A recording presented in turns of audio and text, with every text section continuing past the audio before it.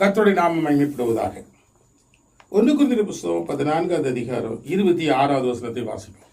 நீங்கள் கூடி வந்திருக்கிற போது உங்களில் ஒருவன் சங்கீதம் பாடுகிறான், ஒருவன் போதகம் பண்ணுகிறான், ஒருவன் அந்நிய பாஷையை பேசுகிறான், ஒருவன் ரகசியத்தை வெளிப்படுத்துகிறான், ஒருவன் வியாக்கியானம் பண்ணுகிறான். சகோதரரே, இது என்ன? சகலமும் பக்தி விருத்துக்கு ஏதுவாக செய்யப்பட கடவுள். அப்ப நம்ம ஏற்கனவே வாசித்த வசனத்துக்கு, அதாவது 27 வசனத்துக்கு மேல உள்ள வசனத்தை வாசிக்கிறோம்.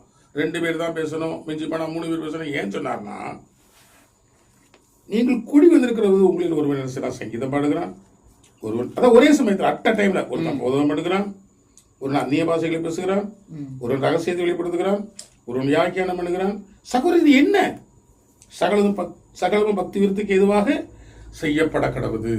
அவன் இப்பவும் அந்நிய பாஷை பேசுறவங்க அந்த சர்ச்சில் எல்லாம் அங்க ஒரு ஸ்டேஜ்ல அந்த பாஸ்டர் பாட்டு பாடுறாரு, இங்கே இவங்க அந்நிய பஸ்ஸையில கத்துறாங்க. இப்படிலாம் நம்ம பார்க்கிறோம் இல்லையா? இந்த காலத்தில் உள்ள காரியத்தை நாம் பார்க்கிறோம்.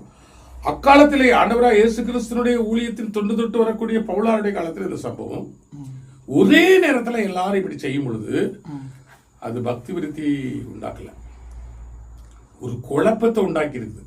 இது ஆர்வ கோளாறுல அவங்கவுங்க கத்தன ஒரு பக்தி விருத்தியை உண்டாக்கலையே அப்படின்னு சொல்லக்கூடிய காரியத்துல இந்த 1 கொரிந்தியர் புத்தகம் 14வது அதிகாரம் 40வது வசனத்தை வாசிக்கலாம். சகலமும் நல்லொழுக்கமாயும் கிரமமாயும் செய்யப்பட கடவுள். சகலமும் நல்லொழுக்கமாயும் கிரமமாயும் அப்படின்னு ஒரு வார்த்தையை சொல்றாரு. அப்ப நல்ல ஒழுக்கம் கெட்ட ஒரு நிலை, சரியான ஒரு கிரமமாக அது செய்யப்படல. ஒரே நேரத்தில் அந்நிய பாஷை பேசி, ஒரே நேரத்தில் பாட்டையும் பாடி, பாட்டு பாடும்போதே அந்நிய பாஷை பேசுறது, வியாக்கியானம் பண்ணிட்டு இருக்கும்போதே அந்நிய பாஷை பேசுகிறது, ஒருத்தர் பிரசங்கம் பண்ணுகிறான் என்று அப்போ அந்நிய பாஷை பேசுகிறது. ஜனங்கள் இது என்னது அப்படின்னா பவுலர் கேட்கிறார்.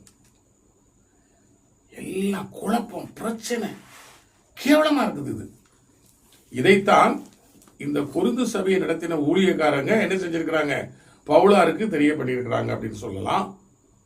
இல்ல இந்த கொரிந்து சபையில கொஞ்சம் புத்தியோடு இருக்கக்கூடிய விசுவாசிகள் பவுலாருக்கு எழுதி இதை தெரியப்பட்டிருக்கிறாங்க அப்படின்னு நம்ம சொல்லலாம். அப்படின்னு சொல்லும்போது கேள்விப்படும் பொழுது இது என்னது? பக்திக்குரிய வரங்கள் என்று சொல்லிக்கொண்டு பக்தியற்ற விதமாக, ஒழுக்கக்கேடான நிலையாக இவள் இவ்விதமாக நடக்கிறார்கள் என்று சொல்லி பவுலார் மிகுந்த வேதனையோடு இப்பகுதிகளை குறிப்பிட்டு காண்பித்து, பிரியமான கொரிந்து சபையை 2 பேர் தான் பேசணும், மிஞ்சி போனா 3 பேர் பேசலாம், அதை எடுத்து சொல்ற இல்லாவிட்டா ஒருத்தருமே பேசக்கூடாது. ஆனா அதே சமயத்துல அறியாமையினால் பெரிய போதகர்கள் எல்லாம் தவறாக ஒரு கருத்தை எடுத்துக்கொண்டார்கள். அதுக்காக நான் வாசிக்கலாம். 28வது வசனத்தை வாசிக்கும் பொழுது, அர்த்தம் சொல்லுகிறவன் இல்லாவிட்டால் சபையிலே பேசாமல் தனக்கும் தேவனுக்கும் தெரிய பேசக்கூடாது. அர்த்தம் சொல்ல இல்லாவிட்டால் என்ன செய்யக்கூடாது? சபையில பேசவே கூடாது. அப்ப சபையில பேசணும், எங்க பேசணும்? சபையில பேசாதபடி வீட்டுல போயோ மரத்தடியில போயோ தனியா போய் பேசணும். தனியா போய் அந்நிய பாஷை பேசும்போது இந்த அந்நிய பாஷை பேசுறவன் யாருக்கிட்ட பேசுறான்? கர்த்தரிடத்துல பேசுறான். இது பவுலாரே சொல்றாரு. இந்த அந்நிய பாஷை பேசுறவன் கர்த்தரிடத்துல பேசுறான் அவன் சொல்றான். ஆனா பவுலா சொல்றான், நீ கர்த்தரிடத்துல பேசுறியா? கர்த்தரிடத்துல பேசும்போது நீ என்ன பேசுற? இங்க வாசிக்கலாம், ரகசியம் அப்படின்னு சொல்ற. எங்க வாசிக்கிறது? 14வது 2வது வசனம் வாசிக்கலாம். ஏனெனில் அந்நிய பாஷையில் பேசுகிறவன் ஆவினாலே ரகசியங்களை பேசினாலும் அவன் பேசுகிறதை ஒருவனும் அறியாதிருக்கிறபடினாலே அவன் மனுஷரிடத்தில் பேசாமல் தேவனிடத்தில் பேசுகிறான். இதைத்தான் பவுலா சொல்றாரு. நீ அந்நிய பாஷையில பேசும்போது தேவனிடத்தில் என்ன செய்யற? ரகசியத்தை நீ பேசுற. ரகசியத்தை பேசுறது எல்லாரும் மத்தியில இருந்தா பேசுறது, பப்ளிக்ல பேசாத நீ. அப்ப சபைன்னு சொல்லும்போது ஆயிரமானவர்கள் கூடி வந்திருக்கிற இடம். நீ ரகசியமா நீ தேவனிடத்துல பேசுற, ஒருவருக்கும் தெரியாதபடி நீ தேவனிடத்தில் நீ பேசுகிறாய். சில போதர்கள் போதிக்கிறத நான் கேட்டிருக்கேன். அந்நிய பாஷை சாத்தானுக்கு விளங்காது, சாத்தானுக்கு தெரியாதபடி மனுஷன் என்ன பண்றான்? தேவனிடத்துல பேசுறான், ரகசியமா பேசுறான். ரகசியம் சொல்லும் போது சாத்தானுக்கும் தெரிய வேண்டாம், ரகசியம் சொல்லும் போது பொது ஜனங்கள் யாருக்கும் தெரிய வேண்டாம். அப்ப சாத்தானுக்கும் தெரியக்கூடாது, பொது ஜனங்கள் ஒருத்தருக்கும் தெரியக்கூடாது, சபையில ஒருத்தருக்கும் தெரியக்கூடாது, நீ ரகசியத்தை பேசுகிறாய். ஆனதுனால அப்படி என்ன சொல்றாரு 28வது வசனத்துல, நீ சபையில பேசாத. சபையில பேசாம உனக்கும் தேவனுக்கும் தெரிய ரகசியமா பேசுறல்ல, தனியா போய் பேசு. இப்ப நீங்க சொன்னீங்க வீட்டுல போய் பேசணும். வீட்டுல பேசினாலும் ரகசியமா பேசுறது குடும்பத்தோட உட்காந்து பேசிட்டு இருக்க கூடாது. சரிதானா? ஒரு மரத்தடியில போய் உட்காந்து பேசினாலும் ஒரு ரகசியத்தை பேசும்போது வர்றவங்க போறவங்களாம் கவனிக்கிற மாதிரி பேசக்கூடாது. ஏன்னா அவங்க கேட்பாங்களே.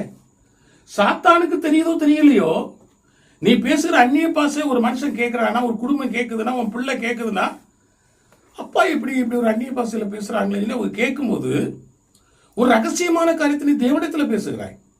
அந்த ரகசியத்தை உன் பிள்ளைக்கு தெரியாம, உன் மகனுக்கு மகளுக்கு உன் மனைவிக்கு தெரியாம, மரத்தடியில உட்கார்ந்தா அங்க வருகிற ஜனங்களுக்கு தெரியாம, சபையில ஒருத்தருக்கும் தெரியாம நீ என்ன செய்ய, தேவனிடத்துல ரகசியத்தை பேசுறல்ல, நீ சபையில பேசாமல், விளங்குது, சபையில பேசாமல்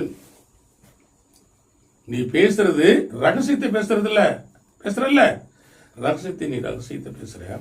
அந்த ரகசியம் என்னதுன்னு உனக்கு தெரியணும். ஃபர்ஸ்ட் நீ ரகசியத்தை பேசுறன்னா அது உனக்கு என்ன ரகசியத்தை பேசுறன்னு உனக்கு தெரியணும். இரண்டாவது, நீ அந்நிய பாஷையில ரகசியத்தை பேசுறன்னா இந்த ரகசியத்தை கேட்கிற தேவனுக்கு அது என்ன செய்யணும், தெரியபடியா இருக்கணும். அதை 28 வசனத்துல வாசிக்கலாம். அர்த்தம் சொல்லுகிறவன் இல்லாவிட்டால் சபையிலே பேசாமல் தனக்கும் தேவனுக்கும் தெரிய பேச. நிறுத்தி வாசிக்கணும். தனக்கும் தெரியணும், தேவனுக்கும் தெரிய. தான் பேசுகிற ரகசியம் தேவனுக்கு தெரியும். வச்சுக்கோமே, ரகசியம் சொல்லும் போது இப்ப நான் வந்து யாருக்கும் தெரியாம ஒரு தப்பு பண்ணிட்டே இருக்கேன். அத எனக்கு விட முடியல அந்த பாவத்தை. அதை நான் ஆண்டவர்கிட்ட சொல்றேன். அப்புறம் ரகசியமா சொல்றேன். ஏன்னா எல்லாருக்கும் தெரியும் போது என்ன தப்பா நினைப்பாங்க, இவர் இப்படிப்பட்ட தப்பெல்லாம் செஞ்சுட்டு இருக்காரு போல அப்படின்னு சொல்லிட்டு அந்த தப்பை வந்து நம்ம சத்தமா நம்ம சொல்ல மாட்டோம். அப்போ தேவனுக்கும் அவங்களுக்கும் தெரிய ரகசியமா சொல்லுவாங்க. நல்ல ஒரு எடுத்துக்காட்டு. தேவனே இப்படி ஒரு இப்படிப்பட்ட ஒரு நபரிடத்துல நானும் இப்படிப்பட்ட நபரும் சேர்ந்து ஒரு பாவத்தை செய்கிறோமே, அந்த பாவத்தை விடுதலையை தாரும், என்னுடைய பாவங்களை மன்னியும் என்று பேசக்கூடிய ஒரு ரகசியம். இன்னும் ரகசியம் என்று சொல்லி எத்தனையோ காரியங்களை நாம் சொல்லலாம். அப்ப ரகசியம் என்று சொன்னாலே அந்த ரகசியத்தை யாரிடத்துல பேசுகிறார், ஒரு நபர் அப்படின்னு சொல்லி பார்த்தா அவர் தேவனிடத்துல பேசுகிறார் என்று பவுலார் சொல்லும்போது அந்த ரகசியம் யாருக்கு தெரியணும், தேவனுக்கு தெரியும். பேசுற இல்லையா, பேசுற நபர் முதல்ல உனக்கு அது என்ன ரகசியம் தெரியணும், அது தேவனுக்கும் தெரியணும். யாருக்கு தெரியக்கூடாது, சாத்தானுக்கு தெரியாத ஒரு அந்நிய பாசங்க. ஆனா ஐயோ அப்படி பிதட்டாதீங்க, குழப்பாதீங்க மக்களை. என்ன சொல்றேன்னா, சாத்தானுக்கு தெரியுதோ தெரியலையோ, பேசுகிற அந்த ரகசியம் பேசுகிறவனுக்கு முதல்ல என்ன செய்யணும், என்ன ரகசியங்கிறது தெரியணும். யாரிடத்துல பேசுகிறான், அவன் தேவனிடத்துல பேசுகிறான். தேவனுக்கு அவன் பேசுகிற அந்த ரகசியம் என்னதுன்னு தெரியணும். இப்படி தெரிஞ்சாதான் பவுலார் சொல்வருடைய பேச வேண்டுமே இல்லாமல், அது வந்து நான் அந்நிய பாஷை விஷயத்தை நல்லா விளங்கிக்கிட்டேன், நான் அந்நிய பாஷை சபையில என்ன செய்ய மாட்டேன், பேச மாட்டேன்.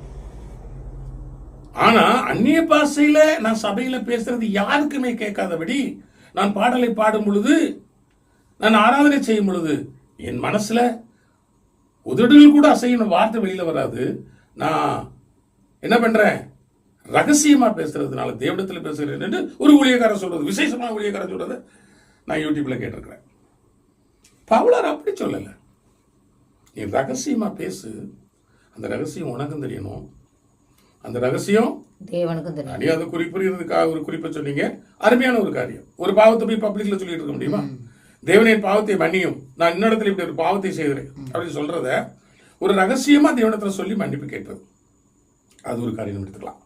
அப்ப பவுலார் என்ன சொல்றாரு, நீங்க சபையில பேச, இன்னும் சபையில ஒழுக்கக்கேடான காரியங்கள் நடந்திருக்கிறத அந்த சபையார் சொல்லுறத அந்த பவுலார் கேட்டு அவரு என்ன செய்யறார், பதில் எழுதுறார். என்ன எழுதுறாரு பாருங்க,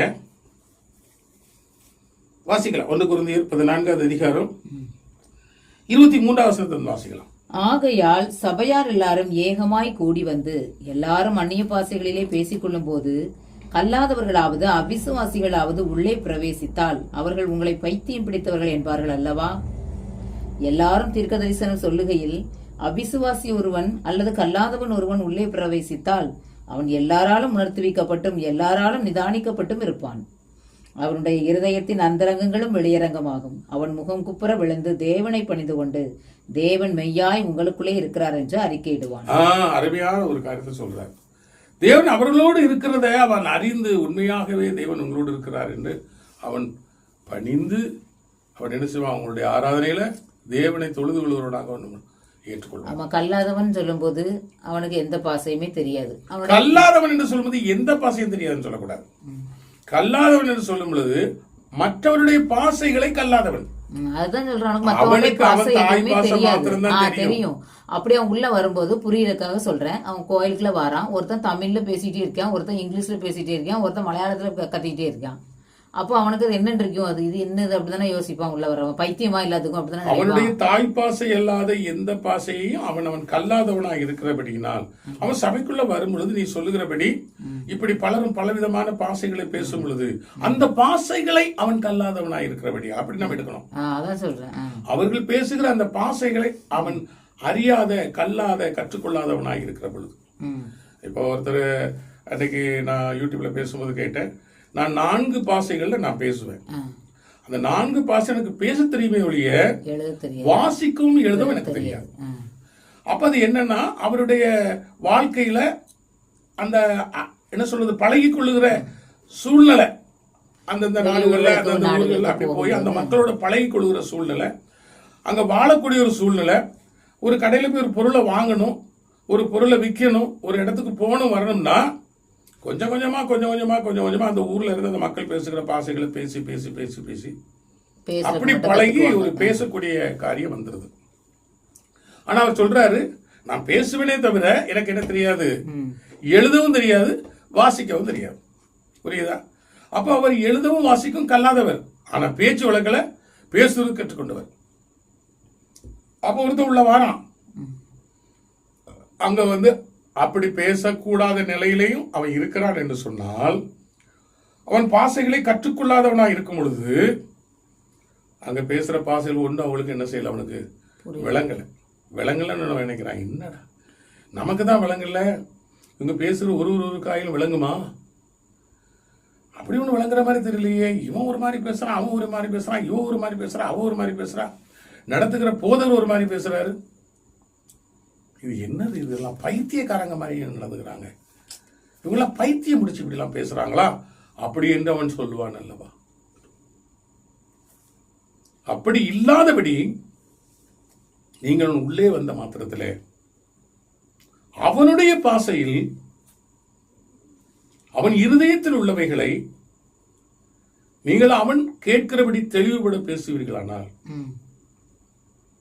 என்னடா என்னுடைய பாசையில அவங்க பேசுறாங்களே. ஆமா, இப்ப எனக்கு தமிழ் மட்டும் தான் தெரியும். நான் உள்ள போறேன், கோயிலுக்குள்ள எல்லாரும் தீர்க்க தரிசனம் சொல்றாங்க, என்னுடைய முன்னான வாழ்க்கை இப்படி இருந்தது, இப்ப நான் எப்படி இருக்கேங்கிறத சொல்றாங்க வைங்க. அப்ப நான் அவங்கள ஐயோ உண்மையாவே தீர்க்க தரிசனம் சொல்லுகிறாள் என்று சொல்லுகிறத விட நானும் தமிழ் பாசை பேசுறவன், நாங்க போறேன், அந்த சர்ச் தெலுங்கு சர்ச், அங்க இருக்கிறவங்க எல்லாரும் தெலுங்கர்கள், பாசர் தெலுங்கு, அங்க தமிழ் பாசை தெரியறதுக்கு சான்ஸே கிடையாது. அப்படி நான் உள்ள போகும்போது என்னுடைய தாய் பாசைய தமிழ்ல பாசர் என்ன சொல்றாரு, இருதயத்தில் உள்ளத தெளிவு. அங்க ஒரு அம்மா, அங்க அடுத்தால அங்க இருக்கிற ஒரு ஐயா, தமிழே தெரியாது, இவங்க எப்படி என்னுடைய தமிழ் பாசையில அவங்க பேசுறாங்க, அடுத்தால என் இருதயத்தின் எண்ணங்களை எல்லாம் அப்படி பேசுகிறார்கள். அப்படியான தேவனுடைய வல்லமையுள்ள ஆவியின் செயலே ஒழிய இது வேறொன்றும் இல்லை என்று சொல்லி அவன் சாஸ்தாங்கமா என்ன செஞ்சிருவான், விழுந்து மெய்யான தெய்வத்தை தன் சொந்த தெய்வமாக ஏற்றுக்கொள்வான் என்று பவுலார் எழுதுகிறார். அப்ப கொரிந்தியர்ல எப்படி நடந்திருக்குது, எப்படி எல்லாம் நடக்கல. கல்லாதான் உள்ள போய் என்ன பண்ணிருக்கான், ஆனா பைத்தியக்காரத்தனமே, இது என்னது, இது பைத்தியக்காரத்தனமா நடக்குது இல்லையா? இதைத்தான் பவுலார் எழுதியிருக்கிறாங்க, ஐயா நீங்க பாருங்க, இப்படி படிக்காதவன் சொன்ன அதை கல்லாதவன் வந்தான்னு வச்சுக்கோங்க, இவெல்லாம் பைத்தியம் முடிச்சோன்னு சொல்லிட்டு போயிடுவான். இப்படி ஆளாளுக்கு கத்தனோன்னு ஒவ்வொரு பாஷையில கத்தனா பைத்தியம் முடிச்சோம். இதைத்தான் இங்க நம்ம என்ன செய்யறோம், வாசிக்கிறோம். கர்த்தருடைய நாமம் மகிமைப்படட்டும். நாம் தொடர்ச்சியாக நாம் பார்ப்போம்.